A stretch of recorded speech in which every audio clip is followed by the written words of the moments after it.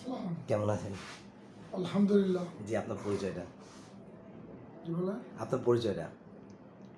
আমি মোহাম্মদ আলমগীর, আমার ডাক নাম।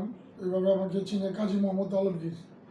আমি অত্র এলাকার একজন আপনার ব্যবসায়ী হিসেবে পরিচিত এবং পরিবহনের সাথে জড়িত।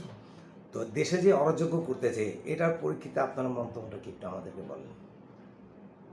যেহেতু আপনার বর্তমান নির্বাচনী একটা সময় চলছে, যে জানেন যে আপনার 2026 ফেব্রুয়ারির মধ্যে বর্তমান গভর্নমেন্ট প্রধান যে ডক্টর মোহাম্মদ ইউনূস, উনি দৃঢ় প্রতিজ্ঞ যে ফেব্রুয়ারিতে অবশ্যই ইলেকশন আমরা করব এবং দেশি এবং বিদেশি গণমাধ্যমে সে ফলাওভাবে আপনার প্রচার করছে এবং ফলাভাবে সে বলছে ওয়াদাবদ্ধ যে আমি ফেব্রুয়ারিতে ইলেকশন করবই। কিন্তু এক শ্রেণীর লোক আপনার এই ইলেকশনটা বানচাল করার জন্য প্রাণপণ চেষ্টা করতেছে। বিশেষ করে এই দেশে একটা অশান্তি থাকুক, একটা বিশৃঙ্খলা থাকুক, তারা এই চাইছে। তারা কোনোদিনের দেশের মঙ্গল চায় না। বাংলাদেশ সবসময় তলাবিহীন থাকুক, সবসময় যাতে সমস্যা থাকুক, তারা এই চেষ্টা করে যাচ্ছে। তো আপনার প্রতিক্রিয়াটা এটা কথা কি এখন যে আপনারা কি চাচ্ছেন, যে মানে শান্তিতে নির্বাচন হোক না, অথবা নির্বাচন বাঁচার চেষ্টা তো করতে চাই, এটার পরিপ্রেক্ষিতে আপনি আমাদের কিছু বলেন। যেহেতু আমরা আপনার শান্তিকামী মানুষ, আমরা শান্তি চাই, দলমত নির্বিশেষে। আপনার হানাহানি কাটাকাটি আমরা চাই না। যেহেতু একটা দল আপনি জানেন 5 তারিখ আগে এই দেশটারে আপনার ছিন্ন ভিন্ন করে দিয়ে গেছে। এই দেশটারে আপনার বিভিন্নভাবে প্রতিহিংসা করে দিয়ে গেছে। বিশেষ করে আপনার জানেন যে বর্তমানে একটা পর একটা উঠতেছে আয়নার ঘর নামে। এই যে বিভিন্ন লোক খুন, এই কালচার আমাদের বিগত এই স্বাধীনতার পর থেকে এই সিস্টেমটা ছিল না। কাজেই আপনার এখন মানুষ তার থেকে পরিতন্ত্র চায় বলেই মানুষ চায় একটা অধীর আগ্রহ, অতি সত্য একটা ইলেকশন।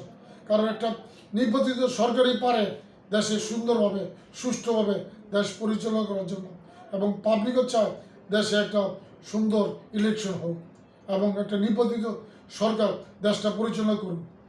তারপর দেখা যাচ্ছে কি একটার পর একটা নাশকতা করছে তারা, যে এবার যে আগুন যে লাগছে, এই আগুনের সম্বন্ধে একটু বলেন আমাদেরকে। আমরা দৃঢ় বিশ্বাস করি যে জানেন যে গত আপনার 19 তারিখে শাহজালাল আন্তর্জাতিক বিমানবন্দরে কার্গো ব্রিজে যে ভয়াবহ নাশকতা হলো, এটা কোনো আপনার প্রাকৃতিক দুর্যোগ থেকে হয়নি। এটা মাস্টার প্ল্যান করে গান পাউডার দিয়া এবং এটা করেছে, এটা এই আগুনটা সরাইছে, আগুনটা লাগাইছে বিশেষ করে যাতে করে আপনার অর্থনৈতিক ধ্বংস হয়, বিদেশে বাংলাদেশের ভাবমূর্তি ক্ষুণ্ণ হয়, এবং এবং এই এয়ারপোর্টের যারা এই ষড়যন্ত্রের কাছে জড়িত তাদের যে কিছু আলামত হয়তো ওই কার্গো ভিলেজে কিছু রয়ে গেছিলো, এবং কিছু জিনিস ছিল যা পরবর্তীতে তাদের জন্য কাল হয়ে দাঁড়াবে। এই জন্যই তারা এই নাশকতা করছে, আমার দৃঢ় বিশ্বাস।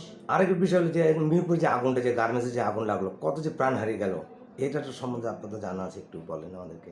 এইটাও আপনার বীরপুরে যে রূপনগর থানায় যে আপনার এই আগুনটা ভয়াবহ আগুন, এই আপনার কতগুলি প্রাণ গেল, মায়ের মুখ খালি হইল।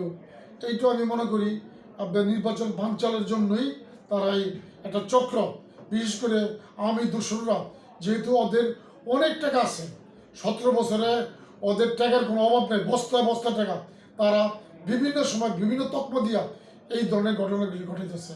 তারপরে আগুন লাগলো তারা গিয়ে চট্টগ্রামে ইবিজিরে, এই একই ঘটনা। জি, একই ঘটনা। তারপরে গিয়ে আপনার গিয়ে গত মানে কালকে যেটা আগুন লাগালো মানে লঞ্চের মধ্যে, একই ঘটনা। তো এরা দোষরদেরকে পদক্ষেপ নিচ্ছে না কেন আইন শৃঙ্খলা বাহিনীরা? আইন শৃঙ্খলা বাহিনী আপনার চেষ্টা করতেছে প্রাণপর। আপনি জানেন যে এই গভর্নমেন্ট দায়িত্ব লওয়ার পর থেকে আপনার স্বৈরাচার সরকার যে কালো আইনগুলি করে দিয়ে গেছে, ওইটার পরিপ্রেক্ষিতে তারা হিমশিম খাইতেছে। এরপর একটা পর একটা দাবি দেওয়া, যেটা নির্বাচিত সরকার করার কথা, কিন্তু আমাদের কিছু লোকজন আছে যে মনে করে যে এই সরকার থেকে আদায় করে নেই। এই জন্য সরকার অন্যদিকে আপনার সময় দিতে পারতেছে না। এই নিয়ে সরকারে অলওয়েজ প্যারাশানি বিধে রাখছে আমি মনে করি। জি ধন্যবাদ। আপনাকে ধন্যবাদ।